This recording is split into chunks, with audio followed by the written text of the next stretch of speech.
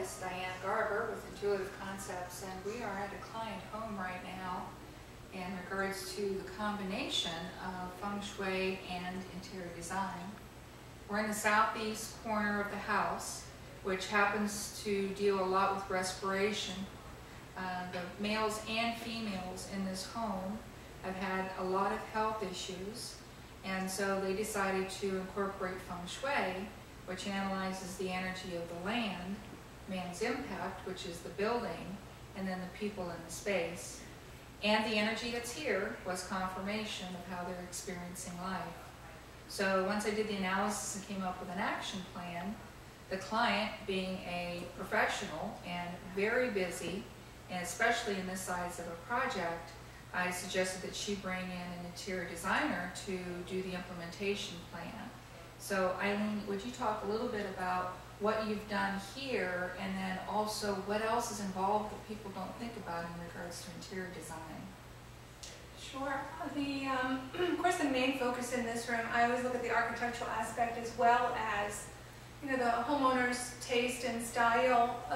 And in this particular case, I think the ceiling is just magnificent and a great focal point to the particular space. Not only that, but the irregular shape of the room and the variety of windows in this space.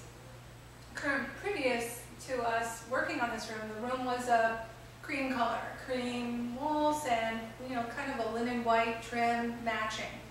And the goal here with the design focus was to focus on the metal energy, which means a gray color or metallic paint finish. And so in this case, we painted the walls and the trim. And so when I had the painters here, they said, "Gray, what are you doing this for? Paint all the trim?" Yes, paint all the trim. I want everything, the walls and the windows, to absolutely disappear. And therefore, we get now the lovely wooded setting that we're in, the trees, and it feels very warm and cozy, completely inviting. And that's the goal too, is to make sure that the clients have a nice warm setting that they can feel comfortable in and live in, as well as have a remedy for the Feng Shui. And clients were very open to this conversation, and that made my job very easy too. Well, that's something that I've heard from others.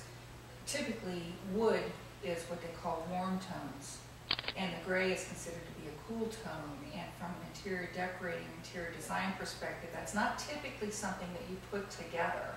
So right. I would imagine that kind of challenged you from a designer perspective. Right. It does kind of, when I say twist my brain around, because I'm coming from a perspective of, well, we're in the woods. Why wouldn't I use more wood tones? The cabinets are wood tones. Why don't I use more of those?